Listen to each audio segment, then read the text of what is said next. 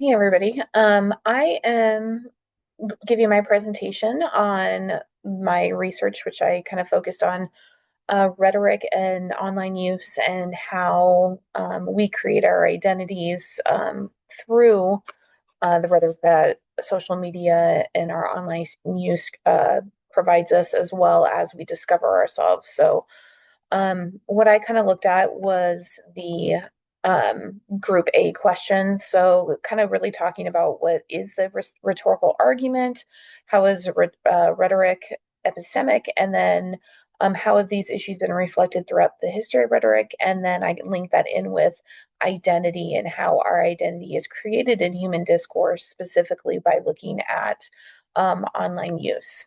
So, in terms of the rhetorical argument, we talk about when we first think about rhetoric, we usually consider the historical basis with Aristotle and the common definition, where you're focused on verbal analysis and really identifying language usage, words in terms of persuasion and how the speaker can persuade an audience member to believe something or to act.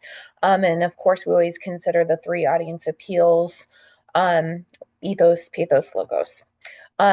With rhetoric as epistemic, we look more at how words, signs, symbols, all the things that make up kind of rhetoric, how they lead to the creation of meaning and knowledge, and essentially how they help us to make sense of our world around us. And what I found as I was completing kind of my research was that online rhetoric is kind of a combination of this, where people are using rhetoric online in both to argue and persuade people as well as to create meaning.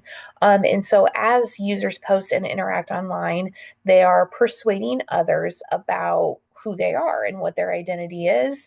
But they're also having that done to them, and they're creating their meaning and knowledge about their own identity and their world based on the rhetorical signs that they encounter online. So I found that it was really kind of, it went hand in hand, and they really work together. And, you know, all of it is kind of persuasive in some element.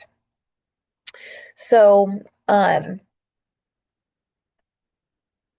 the current research that I looked at a variety of things. Obviously, a lot of it dealt with identity, a lot of it dealt with the way that social media utilizes language, utilizes images to create this identity. And so, one article was about the way that users use social media and whether or not it's reinforced use or varied use.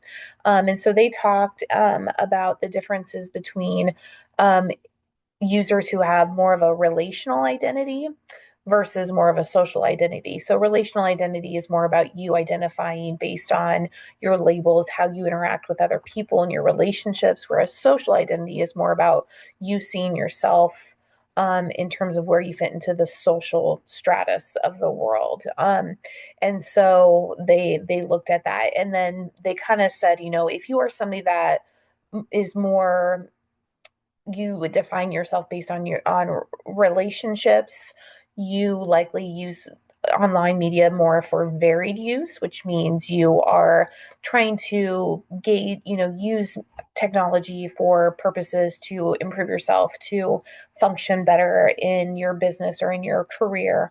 Whereas if you are more focused on your social identity, it's more reinforced use, which means you go online and you are looking at the same kinds of programs and apps over and over again. You're not using it in newer, exciting ways. Another article, Wellman, she looked at this health at every size movement and how influencers use a variety of rhetorical strategies within this movement. And she talked about how influencers have been better about pushing this health at every size movement rather than doctors, because they're able to utilize a variety of techniques and a variety of rhetorical strategies to get to people. And so a lot of those ways include narratives like telling different people's stories.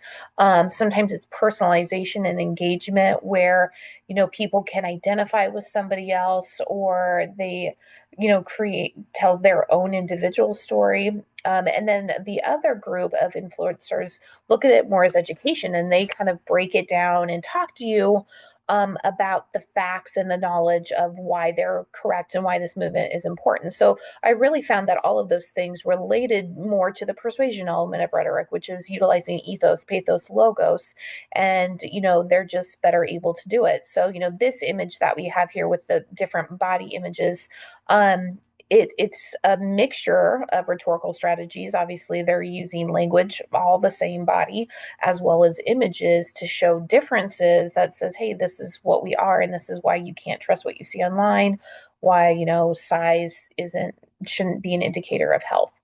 Some other research looked at collective identities, the sense of belonging that we feel, how social groups kind of function, and they are recursive dynamic intergroup systems, which essentially, when I go into this group, I create my identity based on what I see there, but I'm also helping to create the group's identity through my posts, through my comments, through my online behavior. So it's kind of like this um, simultaneous event. The yellow vest and that movement was specifically analyzed in this article, focusing on how they created their identity within this group, and then the group also reaffirmed identities.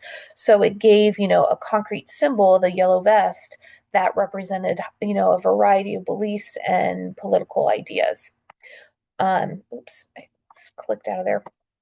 Other research, I had one really good article that I liked where she broke down this social media's rhetoric and how it shapes social identity within online groups, and how it contributes to creating shared social identities.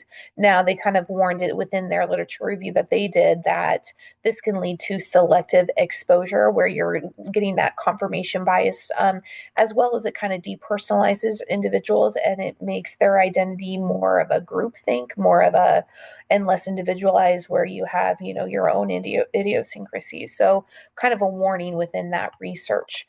And then Diaz, Ruiz, and Nilsson in 2022, they looked at disinformation in echo chambers. Of course, that's a huge one when you talk about social media and the use of rhetoric. But they looked at this one, and they looked at these echo chambers as epistemic environments where participants go to reinforce their own beliefs and opinions, creating this collective identity. And they analyzed flat earthers, which we'll talk about in a second. And then, kind of another article that I looked at was from Yi and Gretzel, and they looked at the use of emojis as rhetoric, and they kind of were analyzing it through a marketing strategy, a marketing lens, but they really talked about emojis being ideograms and how they're a form of standardized language, yet how they're used and their meanings are really specific to different cultures or different platforms. So the same emoji might be something completely different in two different platforms. It might have completely different meanings. And so they kind of were analyzing that. And so I found that there were a lot of really common examples that show that our identities are kind of created in relation to the rhetoric that we found online. Some articles discuss like the idea of consumer identity and how we define ourselves based on the things that we buy, based on the things that we wear and have. And this has, prompted people like the Kardashians to become important, and obviously billionaires. And so I kind of really talked about Kenneth Burke's, idea of humans and the definition of man being we are the only creatures capable of the negative. And so we look at online people and we say, I don't have that item, or I don't look that particular way. I need to have that, or I want to be somebody who has that. And so the negative kind of plays in where we're comparing ourselves all the time, based on maybe what we are not, which is not necessarily fair. I also utilize the yellow vests as an issue or as a group. And then I discussed the flat earthers, which one of the articles really looked into. And they talked about how they form their identity as this collective identity based on the idea that, well, if you guys would just read, if you guys would just, pay attention to the information that we're giving you, if you would be open to it, you could have this knowledge we do as well. So it's kind of this backhanded way to say we're open to knowledge, yet they only allow certain knowledge to be, and they only choose certain knowledge to share within those groups. So these are all common examples. And what I found was really interesting within my project and within um, how that occurred and how um, rhetoric is everywhere, and yet it does often boil down back to whether or not it's persuasive and what we're trying to persuade ourselves or what we're trying to persuade other people about ourselves.